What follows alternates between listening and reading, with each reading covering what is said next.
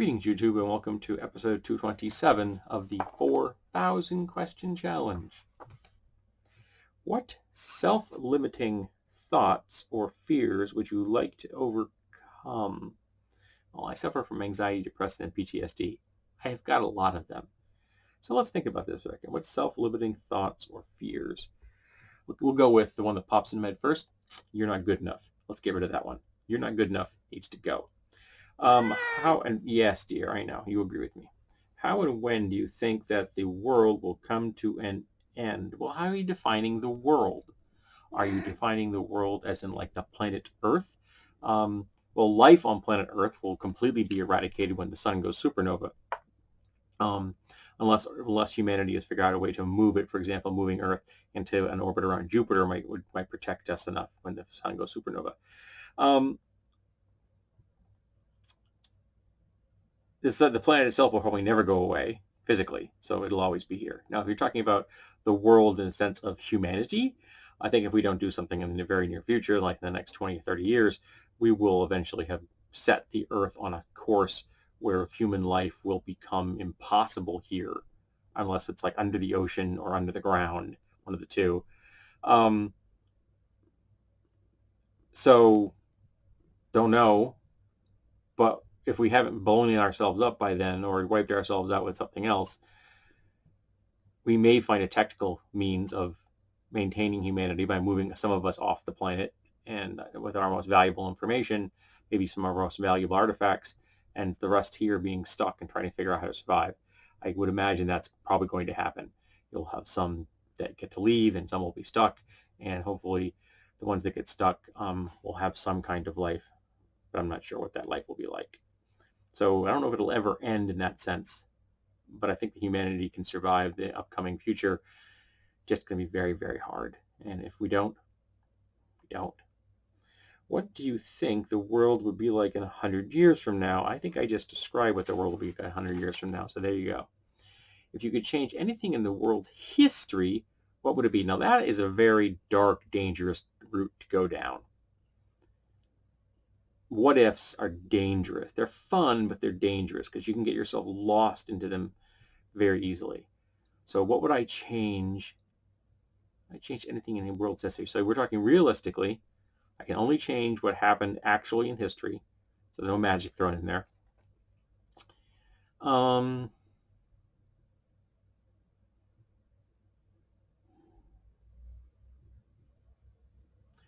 dies in the desert alone and never gets to do anything. Christianity remains a splinter group of Judaism. Small, maybe as many people in it as, hey, the Hasidic Jews in the world, but has no influence whatsoever. There you go. I think the world would be categorically a better place if the Romans had chosen Mithraism over Christianity. I really do. So that would be a better choice. For what one activity would you like to regain the hours you have lost doing?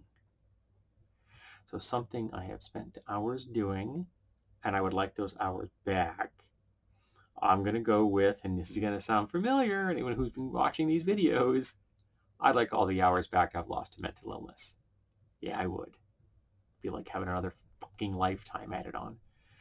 What significant social change would you like to see happen in your lifetime? The eradication of social conservatism as an ideology. The adoption of socialist policies the world over. Progressive socialist ideologies the world over. There you go. Do you hesitate to answer strangers' questions? Depends on the person, depends on the question. I cannot get more specific than that because it all depends. It's very situational. Sometimes I'll avoid a question. Sometimes I'll answer it. What scares you? I have an abandonment issue. I can be spooked, which is pleasant. I can actually be spooked now by someone, jump scares.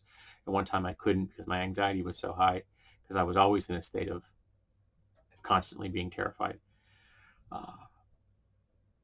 I don't handle rapid change very, like someone says, you have to do this now. if it's not like somebody burning or bleeding, but if it's like something like I have to, like, for example, we had a window replaced here in the office, that window right behind me, and I had like 2 hours to clear off the area under the window so that the guy could get in there and do it. And not having any time to prepare for that was world crushing for me. Seriously, death seemed preferable. So yeah, that kind of stuff scares me. What is your worst nightmare, and how often do you have nightmares? My worst nightmares tend to be, the worst ones are zombie dreams, which are anxiety dreams. But I have nightmares.